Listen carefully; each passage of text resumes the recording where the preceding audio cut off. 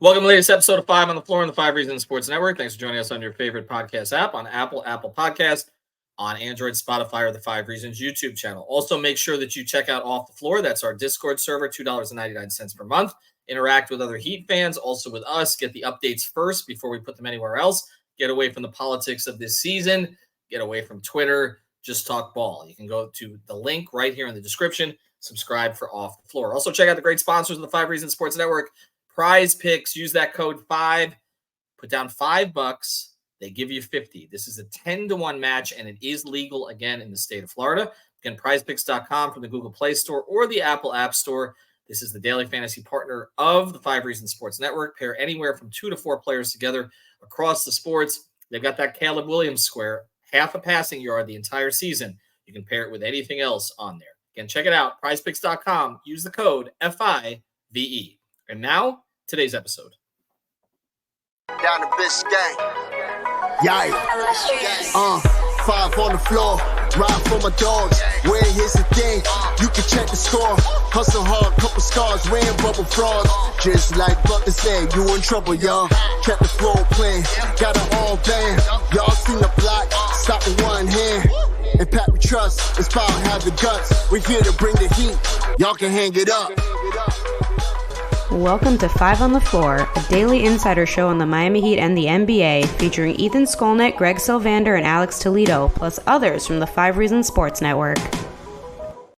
All right, welcome back to 5 on the Floor. Here's today's floor plan. I'm Ethan Skolnick. You can follow me at Ethan J. Skolnick and at 5 Reasons Sports. I got Sean Rochester today. You can follow him at S. Rochester NBA on Twitter X. Greg Sylvander taking the night off tonight so that we can skewer him. Basically, you shouldn't have gotten sick, Greg. We hope you feel better. But we've been waiting to get Sean in here because Sean has been doing kind of a companion list. So Greg and I have been going through and doing the top 40 in Miami Heat history from 1 up to 40. I can tell you that members of the Miami Heat have been listening to this list. They don't necessarily agree with everything that we put on there, which is part of the reason that we did this. And what we've been doing for like the last few episodes as we go 4 players per is that essentially Greg and I take turns. Like we talk about the players, but the final pick is by one or by the other. We're up to number 32. We got 8 players left on this list.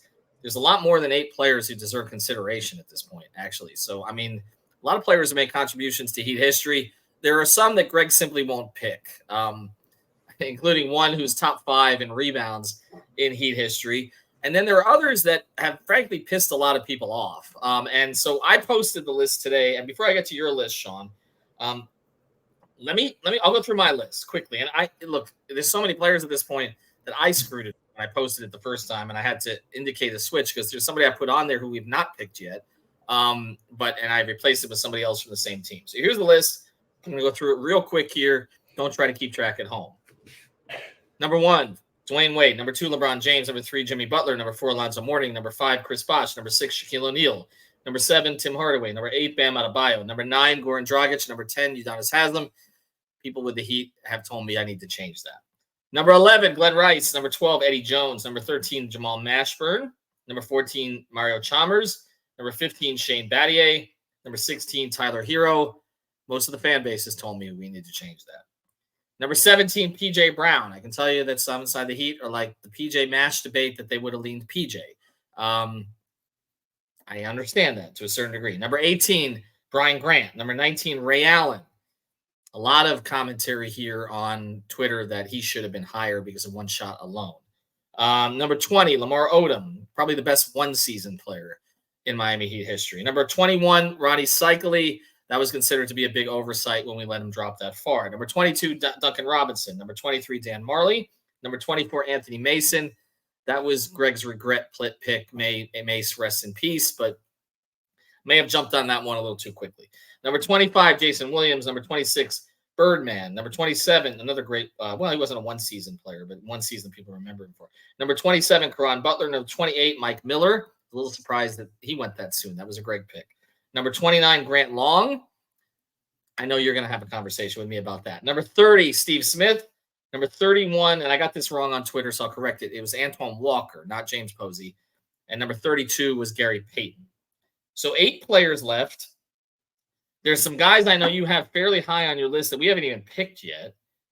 There's a couple of players who made championship contributions. There's a guy who was a ballyhooed signing during the Jimmy Butler era, no longer with the Heat. There's a guy who I said top 5 in the team in rebounds. There was a guy who was the number 2 overall pick in the draft. There was a guy they called the Warden. There were 3 undrafted players that contributed to this latest build, all of which are now gone, one of which was nearly Eastern Conference Finals MVP. And there's a couple more guys from the pre-Riley era. And there's the guy who was part of 7-Eleven. And there was a guy who was a starter on those Timmy Zoe teams for a significant period of time, actually. A guy who came over as a former second-round pick by Milwaukee, who was one of the better shooters for the Heat. What is the most egregious decision that we made, Sean, so far through 32? Well, I will say this first, and I think we'll agree on this. I think the bottom half is harder than the top half. Because then it's so many players going after those spots. The most egregious, man. I mean, the biggest differences that I had on my list of guys we've both ranked were Shane and Steve Smith. Okay. I had Shane 20 spots lower. I had Steve Smith 17 spots higher. Wow. Let's discuss that first before we go further. Okay. I'll give you the reasoning because I think Greg and I were aligned on this. On the Shane part. If you're looking at the key role players in Heat history that played a role in championships, you can argue that Shane, I mean, we have Shane pretty much as the number 2 role guy. Are we calling UD a role guy? Is that fair? You already got yourself in trouble for ranking him too low. If you want to call him a role guy, you live in South Florida. I don't have to probably worry about him coming to Philly. Well, and I love UD. I don't know if he loves me at the moment, but I'm saying, like, I mean, he wasn't a core scorer, I guess is what I'm saying. Like, here, okay, let me go back through again kind of how I came to this. First thing was what they did in Miami, okay? I felt the top 8 guys had to be, like, core players in the major builds, right? So to me, it was just a question of ranking them. And I know you have some dispute over that as well. But so I look at it, I was like, okay, the Zoe Tim years, Zoe and Tim. Okay. Mash was the 3rd guy. Or PJ was the 3rd guy. If you weren't looking for a scorer, he was kind of their 2nd best defender. Right. Then you have the big 3 years where, well, you have, I'm sorry, the next years with the Shaq Dwayne years, right? Okay. So that's Shaq and Dwayne. All right. You had other guys who contributed, Eddie, Walker, etc. Then you have the big 3 years, Dwayne again, Bosh, and LeBron. And then you have Bam and Jimmy. I felt like those, Dwayne's doubling there, but like I feel like those 8 spots needed to go to those guys. Probably in retrospect, UD should have been next.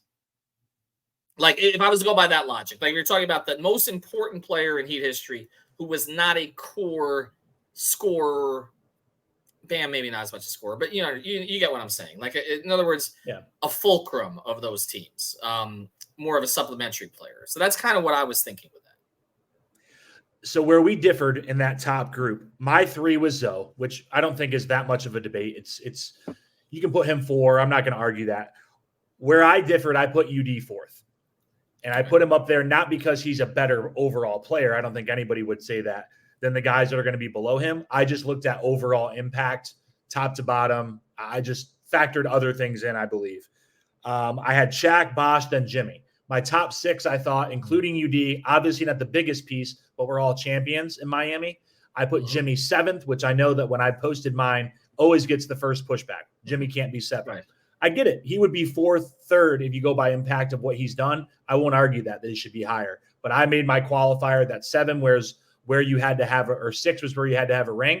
So my 7 was Jimmy. My 8 was Bam. My 9 was Tim. Those are the guys that you talked about that were the core pieces of those builds. So they were just a couple spots low for me. You know, like I don't really argue that much. Like I'm looking at my list. I could slide Shane up. I don't think I would put him higher than like 20 though. I just don't. I don't feel like I would put him higher than like the Lamar Odoms, Jason Williams. Like I just don't think that group is he had more impact. Even But though let me ask this, Sean, on Shane, and then we'll get to Steve Smith, because I know then we get to sort of the pre-Riley days, and it becomes a little hard because those teams didn't go very far. With Shane, I had Shane ahead of Ray, okay? And the reason I had Shane ahead of Ray was, first thing, it's one more season that he had with them. And we can talk about Ray's shot, but Shane unlocked things for them, right? Like, I mean, if Shane's not able to play up during the playoffs when Bosch gets hurt, pulls, have the abdominal injury, and they were playing guys like, Dexter Pittman and Roni Turioff and all the rest of this up front. And then Chris comes back and they're able to slot Chris back in at the 5 because Shane did such a good job at the 4. I just think his role was bigger. And he, Ray had, yes, the shot, but Shane had a game. I mean, literally had game. Like, he took over a finals game. I know maybe you said they would have pulled away in that game anyway, but his game against OKC, people remember the Miller one, but there's also the Battier one. And I also just thought what he added to that locker room, that's why I had him higher than I was okay with. Now, I didn't pick him 15th, by the way. That was Greg's pick. But I understood the pick because when I looked at role players, I'm like, okay, the contributions they made to making certain teams what they were, particularly championship teams, and his was critical. And the thing that people forget about Ray, and I'm okay with Ray being 19th. I mean, I'm okay with it. I think that's actually where I think that was a Greg pick as well, him being 19th. But people forget, like, Ray's second season with Miami was bad. It wasn't very good. He couldn't defend anymore, and he shot the ball like 28% from 3 on the road that season. He wasn't a consistent guy. In fact, when they went to him as a starter over Chalmers in the last game, it was like Spo was searching for something against the Spurs. So that's why I had Shane ahead of Ray. I just thought he made more of an overall contribution. I don't know. Has he made more of a contribution than Dan Marley did to those earlier teams? These are interesting debates, basically. I don't think it's a far-fetched argument to say that Shane's impact on that build was more by any means. Like, was he a top 3 impact player when you had the big 3? No, but like with him, what it allowed them to do, the intelligence that he brought to the locker room, the defensive skill, the ability to hit threes, guard multiple positions, like he started to transcend how Spo built a roster. I mean, it started with Bosch playing up and playing the 5. Him playing that small ball 4 and being able to defend multiple positions. I don't disagree with what you're saying at all. Okay. All right. So that's now make your case for Steve Smith being much higher. So I'll say this. When I looked at Steve Smith, another guy that I had on my list that hasn't made it is Kevin Edwards, Sherman Douglas. I think part of it is with me, you, and Greg being some variety of 40 and over. We'll just loop you into that category, Ethan. I appreciate that, because the reason I'm wearing a hat is because I'm no longer 40 and over. But when I looked back at things, my memory of how good these guys were in a lot of cases, like when I was trying to put together my list and I was thinking back of guys that I thought were really good as a kid, did not match statistically in the things that I looked up. Steve Smith, to me, I think statistically he belongs in, where did I have him? I had him 13th. I had him right around like Eddie, Ronnie Cycli, PJ Brown, in that area. And I kind of did mine with Tiers, with Mashburn, like those guys that were kind of the second fiddle guys that didn't quite lead to the big accomplishments of others. I just think he was one of those guys pre-Riley that you have to put a little bit higher than the role players of the good teams. And that's where I justified putting him a little bit higher. That's fair. And look, Steve Smith's a better player than a lot of guys that we ranked for sure ahead of him. No question. And if Miami hadn't traded him in the Kevin Willis trade along with Grant Long, he might have. I mean, Glenn was a great player, but Steve was like a complete player. Like there was, I actually thought Steve was a better player than Glenn overall. Not as great a shooter, obviously, because there's very few guys on the planet who were as good a shooter as Glenn Rice. But I loved Steve Smith's game. But it was such a short period of time, and it was pre-winning. I mean, they made one playoff with him, I believe, and they lost to Atlanta. And then he got traded to Atlanta, from what I recall. And, again, they tried to convert him to point guard. But he was a precedent for what they did with Wade years later. Obviously, different management, different coach, etc. But I get it, because he seems like he should be higher. You mentioned Douglas and Edwards. Kevin Edwards, for those who don't remember, and again, you and I and Greg are a little older than the rest of our set. There's no way Brady or Alex would know who the hell Kevin Edwards was. He came out of DePaul, and he became their starting 2-guard. The thing was, those teams lost so damn much that it's like I don't like.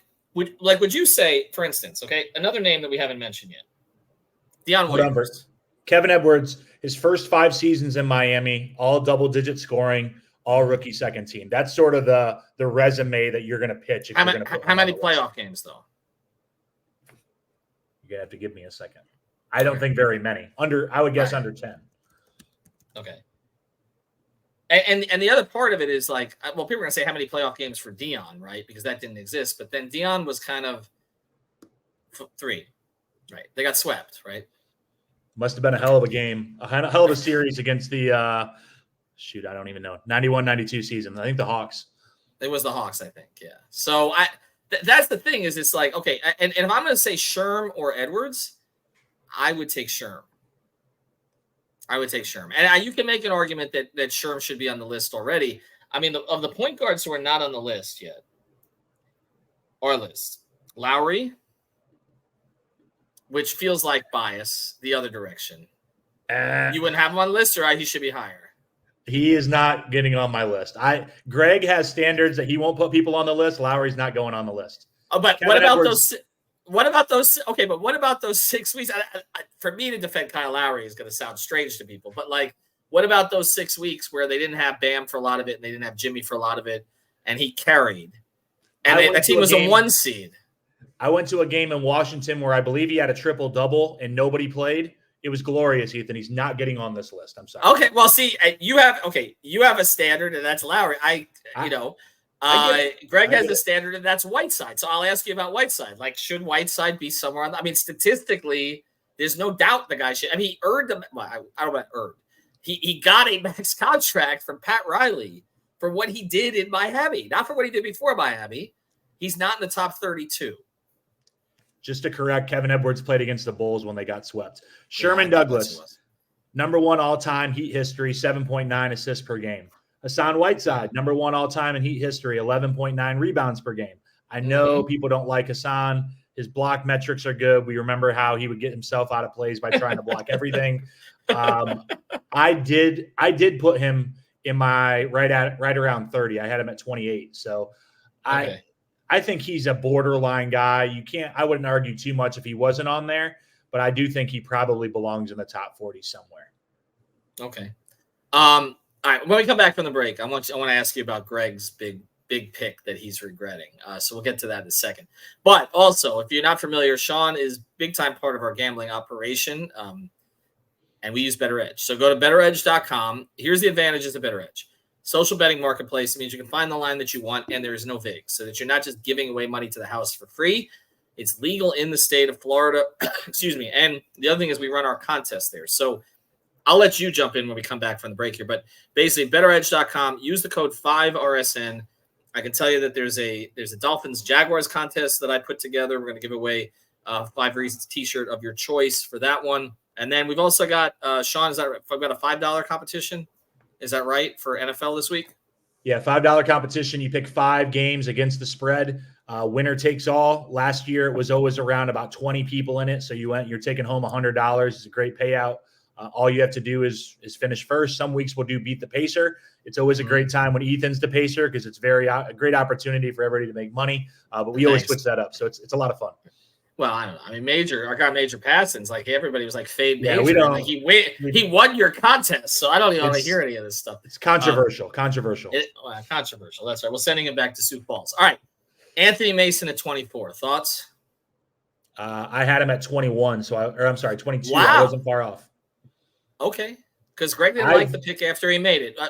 Okay, 1 year player. Made an all-star a really team. good year. Made an all-star team. And again, may he rest in peace. I don't want to speak ill, but like he quit at the end of that year. Like it was pretty obvious. So what do you think of that? And the team fell apart because he was upset basically that Zoe became featured again when he came back. They got swept by Charlotte. Yeah, I had him just below Lamar Odom. As I said, I kind of put things in tiers as I was trying to like loop some similar players together. So Lamar was a 1-year player. Lamar, I think, had a better impact and was a better player in Miami. But I thought Mace somewhere in the middle there between 20 and 35. I wouldn't argue too much about where he belonged. I thought it was interesting that Greg was so concerned about that pick. I was kind of like he nailed it. Tyler Hero at 16. I had him at 30, so we were one of the more off ones. I agree with what you guys have said. His statistics, they stand up. I mean, he's done good things, as controversial as he may be and how divisive he may be. He's won a 6th man of the year. He's been a big part of a good team, a good build. I think he belongs in there, even though he's had, some weird situations. Did you have him ahead or behind Duncan? I had Duncan at 27 and Tyler at 30. Okay. Because we've had some make the case that we should have ranked him that way too. But here's my thing. Tyler's 6th in points per game for them. I know that's not the only number that matters, but it's also not on awful efficiency. It's not. And there was the bubble run, which he was a contributor, and there was a 6th man of the year award. I think he's top 20. I'm sorry. Maybe we could say 16 is a little soon, but I think he's top 20. All right. Let's set the rest of this up then, because I'm going to give you some names here. We got 8 names left that we're going to put on the list. So I have someone in my top 20 that hasn't gotten picked yet. Okay, so let's go. You ready? I'm going to give you some names, okay? We've mentioned Sherman Douglas, Kevin Edwards. This is pre-Riley. Sean Leonard, who was a starter on the Timmy Zoe teams. Luol Deng, who made a major contribution to the 15-16 team. Major. Okay, he was a starter on a team that got its act together actually after Chris Bosh got sick. And Deng had a lot to do with it. Dion Waiters, who was part of the 30-11 run. Again, we know about how it ended, but he was part of the 30-11 run, and it was a big part of it. We mentioned Kyle Lowry. We mentioned Whiteside, Beasley, and Lowry, who seem to be 3 of the most controversial ones on here. We've got 2 players from the big 3 rotation that are not here. Norris Cole and Joel Anthony. I kind of feel like we should put Norris on there somewhere, right? We've got a guy who I put on the list, but then I realized that we never put him on this. James Posey, another rotation player, occasional starter, regular starter a lot of the time, actually on the 06 team. He started more games than Antoine did. Jay Rich, a 40th pick overall that they hit on, who's now come back to the organization. And then I've got 3 guys who were undrafted: Caleb Martin, Max Strus, and Gabe Vincent, who made contributions to a team that went to the finals. So who's the guy in the top 20 that we haven't picked? I'm going to throw these guys out there that you didn't name. Sean Marion, Bruce Bowen. I had Ike Austin in there. I mean, it's an interesting one. He did win that's a 1 year. He did. You're right, though. He did. Most improved player. Billy Owens had another short career, but another pre-Riley guy. The guy that I didn't have, and I'm just going to throw this out there and see if you can even guess who it is. 5th in all-time games played for the Heat, 14th in offensive rebounds for the Heat, 17th in total rebounds, 19th in steals, 19th in blocks, 20th in minutes played. Keith Haskins. Keith Haskins. He's been with the team for 34 years, Ethan. He's got to be in there. 34 years with the team. And I love Keith personally. I do. And then I will say this. I looked at his statistics, and he averaged 4 points per game, 3 rebounds a game, and that's it. So that's but Riley kept him around for a reason. He kept him around for a reason, not just with the team, which he did, but also he kept him with the organization long term. I'll give this away, okay? I'm picking even numbers, and Askins was going to be my 40th. And his impact on his pipeline impact right now has to be part of that discussion. I know as a player he's not there. I know he's a longtime Heat lifer. I mean, as a defender, to be honest, he's top 5 in terms of their perimeter wing defenders. Well, there's some other guys Wayne Ellington was a great shooter for them for a short period of time, and there are other guys that we could add to this list. But if you're telling me I got to go between Askins and Whiteside for 40, I'm going with Keith. He's the most deep culture guy other than Udonis Haslem they've ever had. He's been here for 34 years. I know. I always remember about Keith Askins, Tony Fiorentino telling me when he was a young coach, Keith Askins learning how to shoot the ball because he came in the league from Alabama and he couldn't shoot it. Tony said he stayed in shape by chasing down Keith Askins' rebounds because they didn't have a shooting machine. So he was always chasing balls. That's what we can close on that, I guess, right? Well, I'll close, but I'm not going to say it. I've spent some time with Keith. He's a great guy. Too, so he's a great dude. He's a great dude. But there are some good dudes that we have not picked here yet. And I think what this speaks to is how deep the organization has been with talent. I'll ask you this final thing. The undrafteds. If I was to say to you, Caleb, Strus, or Vincent, you had to pick one to make this list. I think I would go with Caleb just because of the performance in the Eastern Conference Finals. Yeah, I would probably go Caleb, Strus, then Vincent. That would be my order. Yeah, I think that's fair. I think you won't pick Lowry. That's amazing. I did not know. That's because you're in Philadelphia now, so I get it. All right, thanks to Sean. Follow his picks. Spoiler: Keith Askins is going to be 40th on the list. Yes. We'll give you that. Prize picks. Use the code 5. Better Edge. Join our contest. Get well, Greg. And we didn't tear you apart too much. He didn't like my hero pick more than he didn't like your Mason pick. Well, good night, everybody. Thank you for listening to the 5 on the Floor on the 5 Reasons Sports Network. After all, someone needs to listen to my dad.